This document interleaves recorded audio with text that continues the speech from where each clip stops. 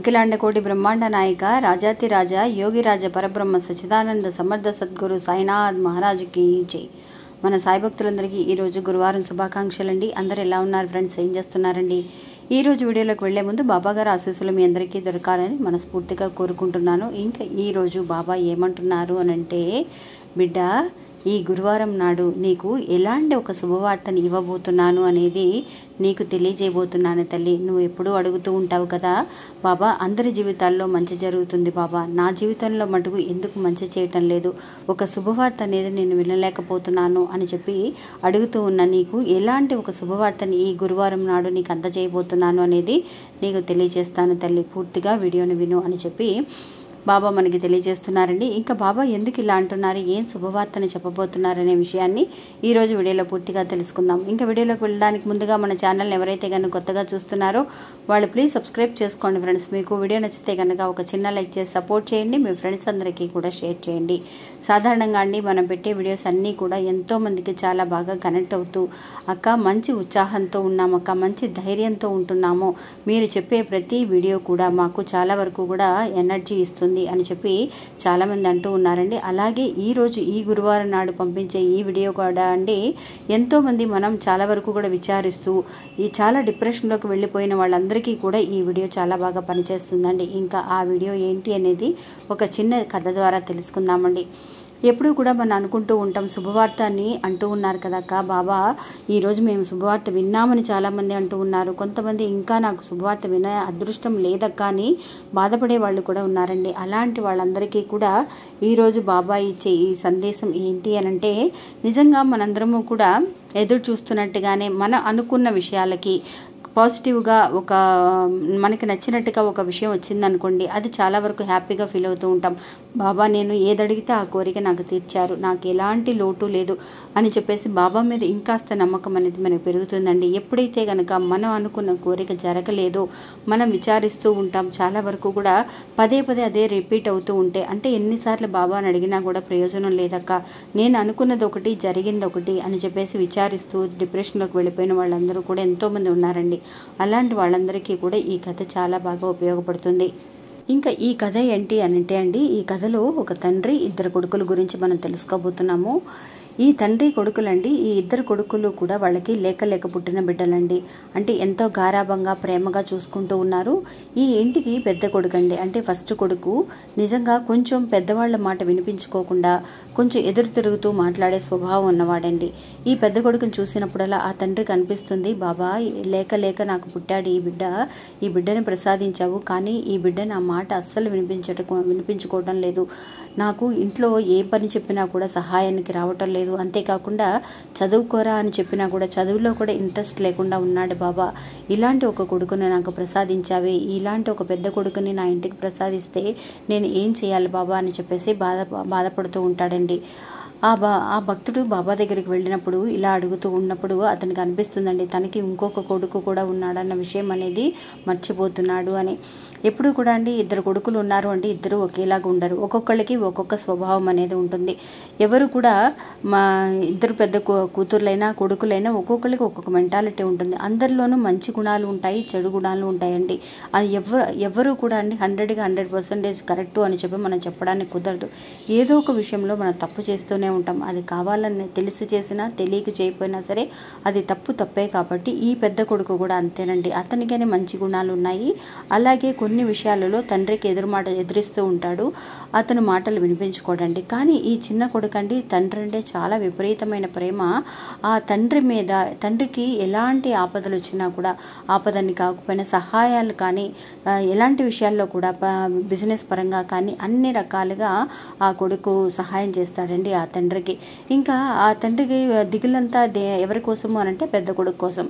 ఆ పెద్ద కొడుకు ఎప్పుడు మాట వింటాడా, ఎప్పుడు మారతాడా అని చెప్పేసి ఆలోచిస్తూ ఉంటామండి.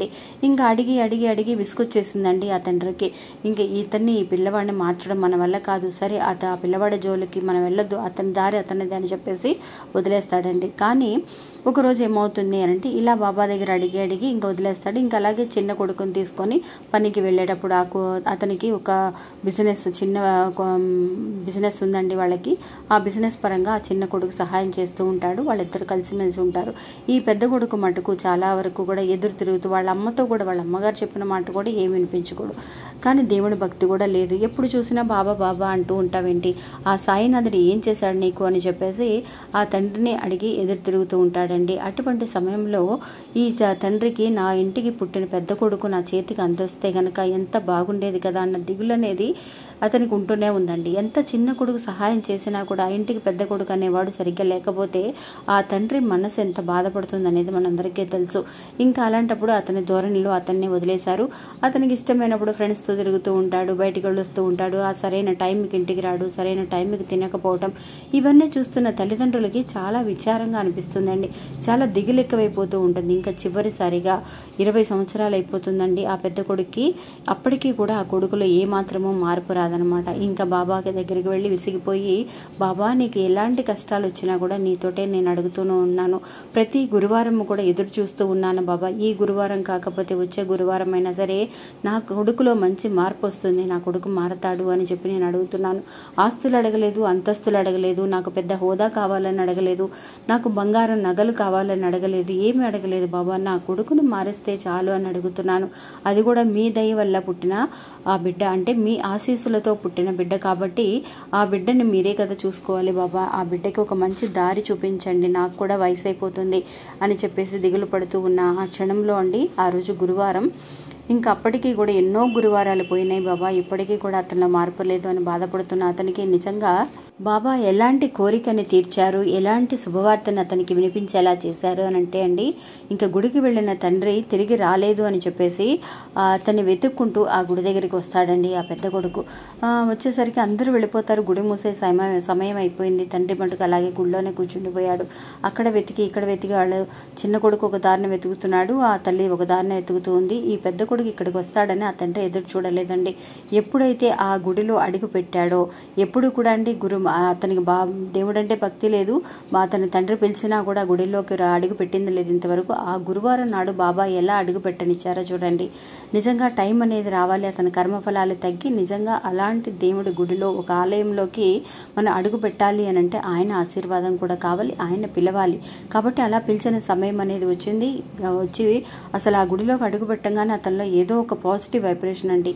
నిజంగా అతని కొడుకు మారాలి అని ఎదురు చూస్తున్న అతనికి ఆ కొడుకు అలా వెతుక్కుంటూ గుడి దాకా రావటం, గుడిలోకి వెళ్ళడం ఆగలోచిస్తూ ఆగిపోయిన అతన్ని బాబానే లోపలికి రప్పించి ఆ తండ్రి దగ్గరికి వచ్చి, నాన్న ఏంటి ఎక్కడికి వెళ్ళిపోయారు మీరు, ఎంతసేపు వెతుకుతున్నాం మీకోసం, ఇంటికి రాకుండా అమ్మ వాళ్ళు ఎదురు చూస్తున్నారు, రండి ఇంటికి వెళదామని చెప్పినప్పుడు, నా కొడుకేనా, వీడికి ఏమైంది, ఇలా వచ్చేసి నన్ను ఎత్తుక్కుంటూ రావడం ఏంటి, అసలు ఫ్రెండ్స్తో తిరిగి అర్ధరాత్రి కదా ఇంటికి వస్తాడు, ఇంటికి రాడే అసలు అని చెప్పేసి అనుకున్న ఒక మనిషి ఇలా వెతుక్కుంటూ వచ్చాడు ఏంటి అని చెప్పి సంతోషంతో ఉప్పొంగిపోతూ ఉంటాడండి. నాన్న మిమ్మల్ని మీతోటే మాట్లాడుతున్నాను రండి అని చెప్పేసి చేయి పట్టుకొని ఇంటికి తీసుకువెళ్తాడండి. అప్పుడు బాబా ఇంకా తిరిగి చూస్తాడనమాట. ఆ తండ్రి, నాయనా ఇన్ని రోజులకి కళ్ళు తెరిచావా, నా కొడుకుని నా దగ్గరికి రప్పించావా, నన్ను వెతుక్కుంటూ వచ్చాడు బాబా నా కొడుకు అని చెప్పేసి, వాడిలో ఇంత మార్పా అని చెప్పేసి అతనికి అప్పుడే తెలిసిపోయిందండి తన కొడుకులో మార్పు వస్తుందని. ఇలాగ ఎంత ప్రేమగా వచ్చి పలకరిస్తున్నప్పుడే మనకు తెలుస్తుంది అతనిలో ఏదో మార్పు వచ్చిందని. అలాగే ఇంటికి తీసుకెళ్ళిన అతనికి చక్కగా, నాన్న ఇక నుంచి నేను మీ మాట వింటాను నాన్న, నాకు ఇప్పుడు బుద్ధి వచ్చింది, నేను ఎన్ని సంవత్సరాలు మిమ్మల్ని బాధ పెట్టాను, మీలో ఉన్న బాధ ఏంటి, మీరు దేనికోసం కృంగిపోతున్నారనే విషయం అనేది నాకు బాగా అర్థమైంది అని చెప్పి తన ఫ్రెండ్స్ మూలంగా తన ఒక విషయాన్ని తెలుసుకోగలుగుతాడు. అందువల్ల అది కూడా బాబానే అతనికి తెలియచేసిన ఒక విషయం అండి. అందువల్ల అలా మార్పు వచ్చిన ఆ బిడ్డ రోజు కూడా తండ్రితో సహాయం చేయటం, అంటే బిజినెస్ పరంగా సహాయం చేయడం, తండ్రిని ప్రేమగా చూసుకోవడం, నాన్న మీరు ఇక్కడే ఉండండి, తమ్ముడు నేను ఇద్దరం చూసుకుంటాం, మీరు ఇంకా కష్టపడాల్సిన అవసరం లేదు అని ఆ తండ్రిని ఇంట్లోనే కూర్చోబెట్టి, నాన్న మేము పిలుస్తాం, ఏదైనా పని ఉంటే మీరు రండి అని చెప్పి అంత ప్రేమగా పలకరిస్తూ ఉంటే నిజంగా చాలా ఎక్కడ లేని కోట్లు సంపాదించినంత సంతోషం అనేది వస్తుందండి ఆ తండ్రికి. అందువల్ల అలా చూసిన తర్వాత వెంటనే బాబా పాదాల మీద పడి, బాబా ఇంత మార్పు తీసుకొస్తారని అస్సలు అనుకోలేదు, అతని భవిష్యత్తు బాగుంటే చాలు, అతను పైకి వస్తే చాలు, మంచి ఉద్యోగం చేసుకొని ఏదైనా పెళ్ళైన తర్వాత భార్య బిడ్డలను చూసుకోవాలి అయిపోవాలి కదా అన్న దిగులుతో ఉన్నాను, కానీ అతను ఇప్పుడే మారిపోయి నాతో ప్రేమగా ఉంటాడని అస్సలు అనుకోలేదు బాబా అని సాయి అని చెప్పి ఆ సాయినాథుడికి ధన్యవాదాలు తెలియజేస్తాడండి. నిజంగా మనం దేనికోసమైతే ఎదురు చూస్తూ ఉంటామో అలాంటి చిన్న చిన్న విషయాల కంటే బాబా ఏదో ఒక గొప్ప విషయం, పెద్ద విషయం, మనకి ఒక డ్రీమ్ అండి, అది ఒక కళ అనమాట. అలాంటి ఒక కళ అనేది నెరవేరటం కోసమే కొంత టైం తీసుకుంటారే కానీ అదే శాశ్వతం కాదనమాట. ఏదైతే లేట్ అవుతుందని అనుకుంటున్నామో అది శాశ్వతం కాదు అని చెప్పి బాబా తెలియచేయడం కోసమే ఇలాంటి ఒక కథని, ఇలాంటి ఒక శుభవార్తని మీరు కూడా ఈరోజు వినబోతున్నారు. నా కోసం ఒక 5 నిమిషాలు కేటాయించి తల్లి అని చెప్పి బాబా అంటున్నారంటే అందులో నిజంగా అర్థం అనేది ఉంటుందండి. ఇంకా ఇది అండి ఈరోజు మన వీడియో. ఈ వీడియో కూడా మీ అందరికీ నచ్చుతుందని అనుకుంటున్నాను. నచ్చితే కనుక ఒక చిన్న లైక్ చేసి మీ ఫ్రెండ్స్ అందరికీ, అంటే మన బాబా భక్తులందరికీ కూడా మీకు వాట్సాప్ గ్రూపుల్లో కానీ ఎవరైతే ఫ్రెండ్స్ అందరూ ఉన్నారో వాళ్ళందరికీ కూడా షేర్ చేయండి. ఇంకా మళ్ళీ ఇంకొక వీడియోలో మళ్ళీ కలుస్తాను. అంతవరకు సెలవు. నమస్తే. ఓం సాయిరామ్.